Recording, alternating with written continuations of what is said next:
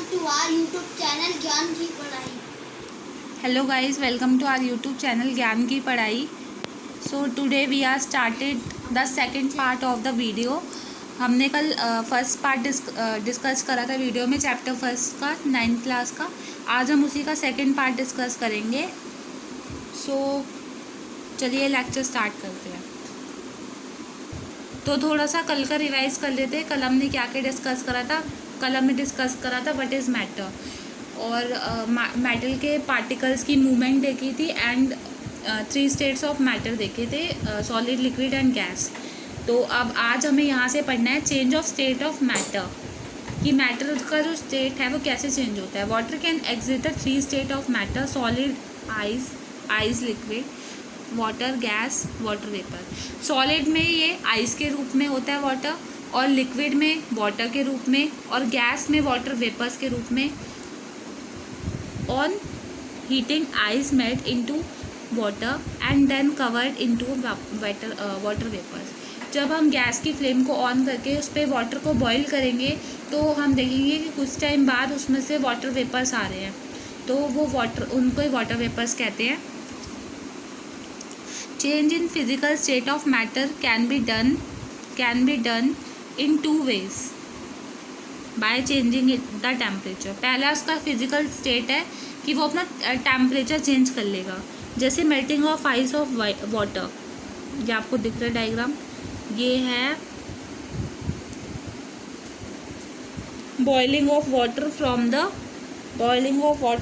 The water vapour. Next आपका melting point है जहाँ से एक लिक्विड या जहाँ से एक सॉलिड चेंज होता है लिक्विड में, जहाँ से एक सॉलिड चेंज होता है लिक्विड में, मेल्ट होता है लिक्विड स्टेट में, उसको मेल्टिंग पॉइंट कहते हैं।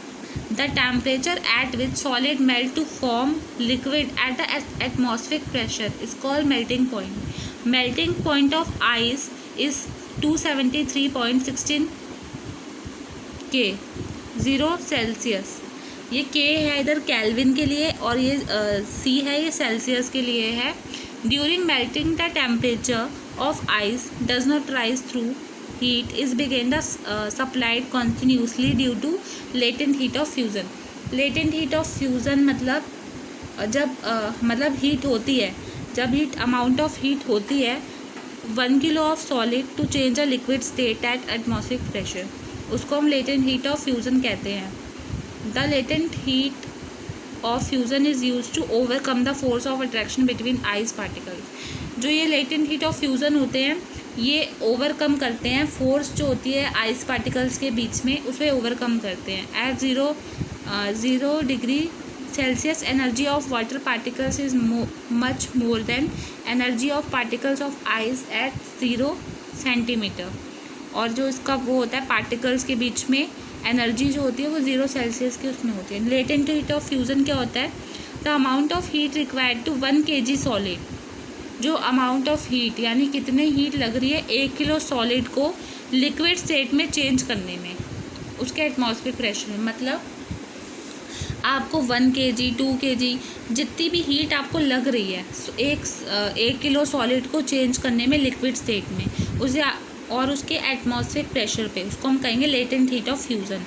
नेक्स्ट है boiling point. The temperature at which a liquid boil to form of vapour at the atmospheric pressure is called boiling point. जब एक लिक्विड बॉयल होना स्टार्ट करता है और वो वाटर वेपर की फॉर्म में आ जाता है बाय द एटमॉस्फेरिक प्रेशर, उसके एटमॉस्फेरिक प्रेशर में आ जाता है, उसे हम बॉइलिंग पॉइंट कहते हैं।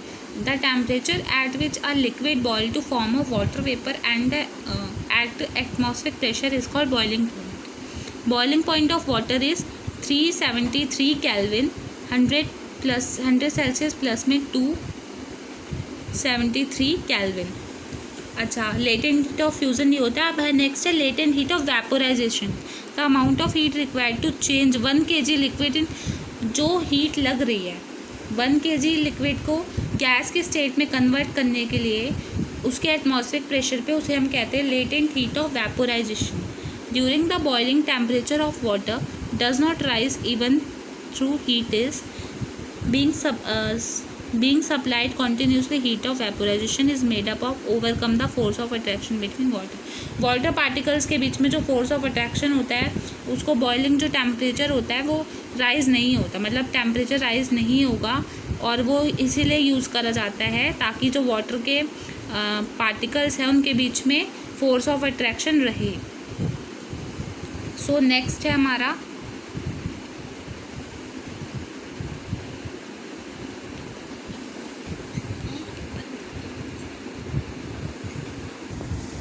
Eight 100 degree Celsius energy of water vapours are much more than energy of water at 100 degree Celsius.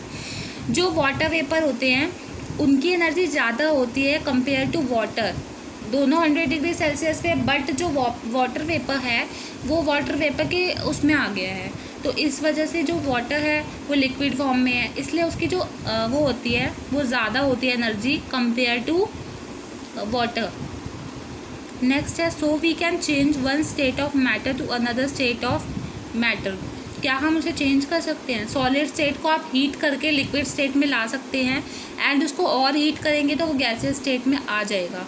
और अगर आप गैसियस स्टेट को कूल करेंगे, मतलब आप गैस को थोड़ी देर रख देंगे तो वो लिक्विड फॉर्म में आ जाएगा, एंड आप उसको और ज़्यादा वो करेंगे तो वो सॉलिड स्टेट में आ जाएगा। फॉर एग्ज़ाम्पल आप वाटर का ले लीजिए, आप वाटर को हीट करेंगे तो वो आइस को हीट करेंगे तो वो क्या हो जाएगा, वाटर के फॉर्म में आ जाएगा, एंड आप उसे और ज़्यादा हीट करेंगे तो वो वाटर वेपर की फॉर्म में आ जाएगा, और आप वाटर वेपर को अगर ठंडा करेंगे तो वो लिक्विड स्टेट में आ जाएगा, नहीं वाटर फिर बन जाएगा, और ज़्यादा आप उसको करेंगे दोबारा से वो आइस बन जाएगा। तो ये सबके टेम्परेचर, ये मोस्ट इम्पॉर्टेंट पॉइंट है, ये तीनों मोस्ट इम्पॉर्टेंट पॉइंट है।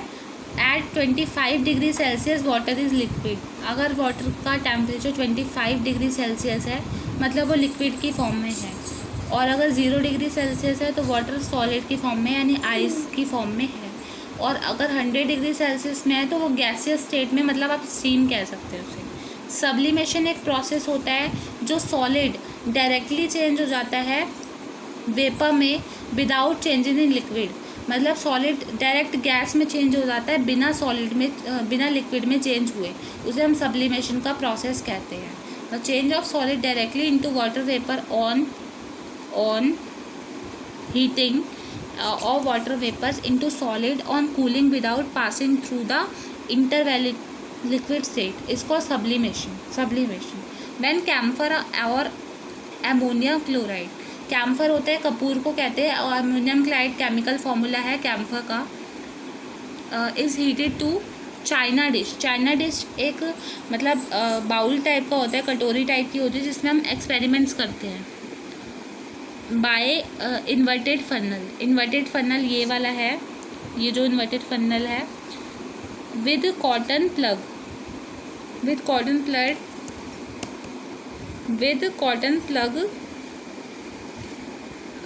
इन it upper open end vapour of ammonia chloride are converted into solid ammonium chloride and coming in cool enter the wall of funnel. यहाँ पे क्या हो रहा है, यहाँ पे हमने कॉटन प्लग लगा दिया ऊपर, और उसके बाद यहाँ इन्वर्टेड फनल है, ये अमोनिया क्लोराइड है यानी कैम्फर कपूर है, और ये चाइना डिश है, ये आपकी एक वायर मतलब एक प्लेट टाइप की है तार की, और ये आपका स्टैंड है, ये आपका बर्नर है।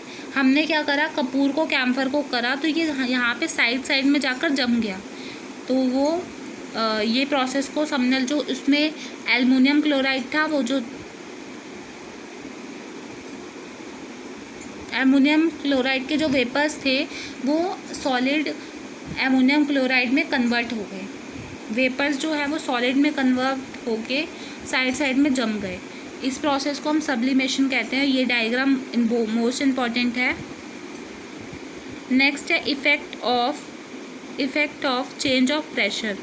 If we compress a gas in cylinder, the displacement with particles of gas is reduced and finally gas is liquefied on lowering temperature.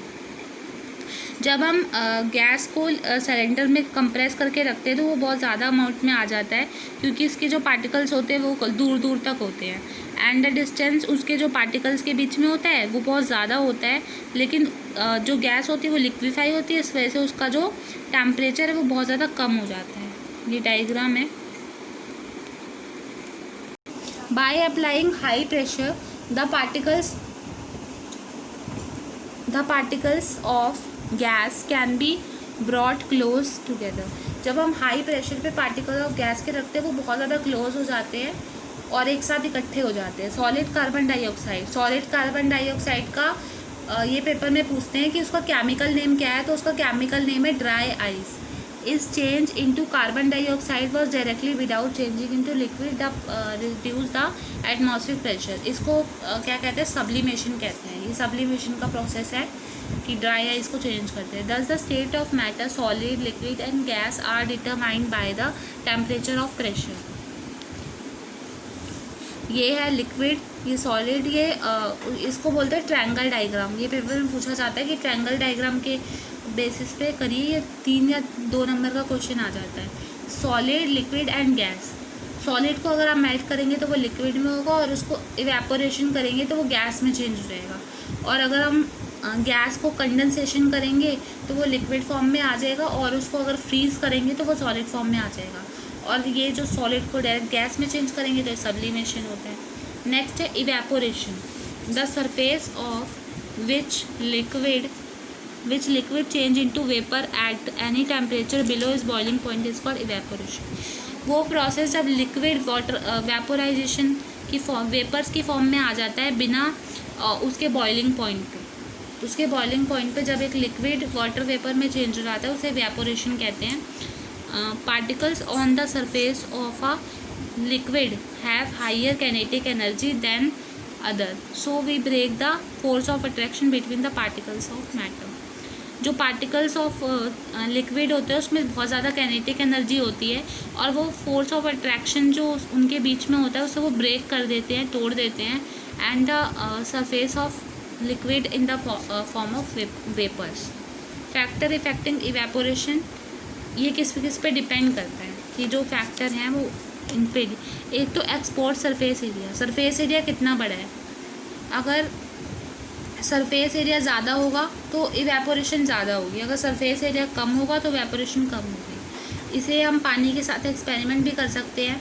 अगर एक पानी को हम ग्लास में रखेंगे तो वो वो आराम से इवेपोरेशन होगा, धीरे धीरे होगा। बट अगर उसे हम किसी बाउल में या बड़े कंटेनर में स्टोर कर देंगे तो वो फटाफट से इवेपोरेट होने लग जाएगा। तो वो अगर हाई सरफेस एरिया होगा तो वो इंक्रीज़ हो जाएगा, और लो होगा तो वो कम हो जाएगा।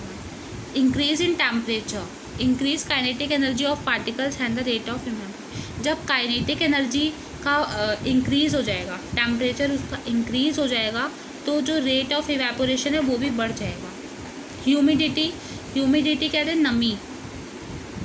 When the humidity of air is low, जब ह्यूमिडिटी एयर में लो होगी, नमी को कहते हैं ह्यूमिडिटी।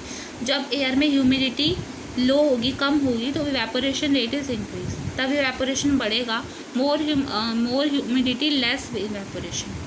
इसे हम ऐसे भी देख सकते हैं, अगर जब बारिश का मौसम होता है तब हम कपड़े सुखाते हैं तो वो कपड़े आराम से सूखते हैं, मतलब टाइम लेके सूखते हैं। वही अगर हम समर्स में अपने कपड़े सुखाएंगे तो वो जल्दी सूख जाते हैं, क्योंकि इवेपोरेशन जो होता है वो समर्स में फास्ट होता है, क्योंकि जो एयर होती है उसमें ह्यूमिडिटी नहीं होती। और अगर बरसात होती है, मतलब बारिश होती है, तो उसमें ह्यूमिडिटी बहुत ज़्यादा होती है एयर में, तो इसलिए वो इवेपोरेट नहीं हो पाते हमारे क्लोथ्स जो है। Wind, when wind speed is increase, जब विंड की स्पीड इंक्रीज़ होगी तो रेट ऑफ इवेपोरेशन बढ़ जाएगा। मतलब जब हवा चलेगी तो हम देखते हैं, जब हमने कपड़े डाल रखे होते हैं तो हवा चल रही होती है तो हमारे कपड़े बहुत ज़्यादा जल्दी सूख जाते हैं, एज़ कम्पेयर टू जब मतलब हवा नहीं चल रही होती, बारिश का मौसम हो रहा होता है, तो वो जो इवेपोरेशन का रेट है वो डिक्रीज़ हो जाता है, कम हो जाता है। बट अगर हवा की स्पीड तेज़ होगी, विंड की स्पीड इंक्रीज़ होगी, तो जो रेट ऑफ इवेपोरेशन है वो भी इंक्रीज़ ही होगा। Evaporation always cause cooling, evaporation हमेशा कूलिंग देता है। The cooling caused by the evaporation is based on fact which liquid evaporate इसको latent heat of vaporisation surrounding losing heat get cooled. Evaporation से हमेशा कूल्ड ही होता है। जब हम देखते हैं कि गर्मियों में जब हमें स्वेट बहुत ज़्यादा पसीना आ रहा होता है तो हम कॉटन क्लोथ पहनते हैं। कॉटन क्लोथ इसलिए पहनते हैं ताकि वो स्वेट जो है हमारा पसीना उसको इवेपोरेट कर दे और हमें कूलिंग दे। तो इवेपोरेशन यहाँ से भी एक पॉइंट क्लियर होता है कि इवेपोरेशन जो है वो कूलिंग देता है। नेक्स्ट हम इसके साथ भी देख सकते हैं, जब हम अपनी पाम पे एसीटोन या आप उसको कह सकते हैं नेल पॉलिश रिमूवर या थिनर भी बोलते हैं, आप उसको अपनी पाम पे रखिए, आप उसको अपने हैंड पे ज़रा सा अप्लाई कीजिए। The evaporation by taking heat from our hand and our hand will cool, वो फटाफट से इवेपोरेट हो जाता है, वो फटाफट से उसका वाष्पीकरण हो जाता है, वो फिर उसके बाद हमें कूल फील होता है। मतलब जब वो इवेपोरेशन हो रहा होता है तो हमें ऐसा फील होता है कि कूल सा लग रहा होता है। नेक्स्ट है कि हम जब, ये मैंने आपको पहले ही बताया है, जब हम समर्स में कॉटन के क्लोथ्स पहनते हैं तो हम कंफर्टेबल फील करते हैं बिकॉज ये जो गुड एब्जॉर्प्शन ऑफ वाटर होता है, मतलब जो हमें स्वेट होता है वो उसको कॉटन को उसको अच्छे से एब्जॉर्ब कर लेते हैं।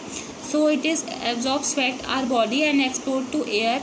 Evaporation to sweat does the cool our body. जो इवेपोरेशन होता है इस वजह से हमें कूल डाउन लगता है, इसी वजह से हम कॉटन क्लोथ्स को वेयर करते हैं समर में बिकॉज वो हमारे स्वेट को एब्जॉर्ब करता है। नेक्स्ट जो हमारा टॉपिक है वो है often people sprinkle water on the ground during summer and thus water takes heat from ground and surrounding air to evaporate to making the place cool. हम देखते हैं कि जब समर्स का टाइम होता है, गर्मी का टाइम होता है, हमारी छत बहुत ज़्यादा गर्म हो जाती है, तो हम क्या करते हैं बेसिकली अपनी छत पे थोड़ा सा पानी या वाटर को स्प्रिंकल करते हैं ताकि वो ठंडी हो जाए। वो क्यों करते हैं? क्योंकि जो हमारी छत हो रही होती है वो गर्म हो रही होती है। जब हम उसमें वाटर को स्प्रिंकल करते हैं तो वो इवेपोरेट हो जाता है। तो इवेपोरेट होता है तो उसकी जो ठंडक होती है वो ग्राउंड में आ जाती है और जो हमें लगता है वो मतलब हमारे ग्राउंड जो है वो ठंडा हो जाता है, तो हमारे वो ठंडा हो जाता है। तो आपको ये बुक में भी देखने के लिए मिलेंगे बहुत सारे एग्जाम्पल। तो आज हमारा चैप्टर कंप्लीट होता है और नेक्स्ट हमारी जो वीडियो आएगी वो आएगी क्वेश्चंस के ऊपर। सपोर्ट मटेरियल के जो क्वेश्चन है चैप्टर फर्स्ट के ऊपर जो क्वेश्चन है कंप्लीट, उसके ऊपर वीडियो आएगी। तो सपोर्ट मटेरियल में 3 टाइप के क्वेश्चन है, वेरी शॉर्ट क्वेश्चन और लॉन्ग क्वेश्चन। तो हम तीनों के ऊपर डिटेल से अच्छे से वीडियो डिस्कस करेंगे। एंड अगर गाइस आपको मतलब आप चाहते हैं कि हम बुक्स के भी क्वेश्चन डिस्कस करें तो नीचे कमेंट करिए। And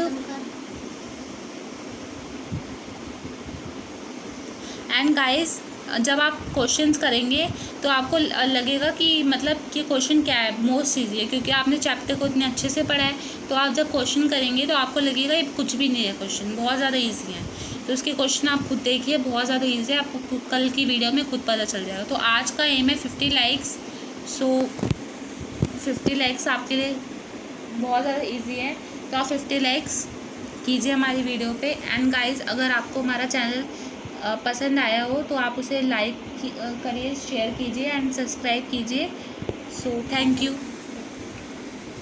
and guys bell icon दबाइए ताकि जो हमारी नेक्स्ट वीडियो की अपडेट है, नोटिफिकेशन है, वो आपके पास तुरंत आए, ताकि हमारी कोई भी इम्पोर्टेंट वीडियो आपसे मिस ना हो। Thank you guys.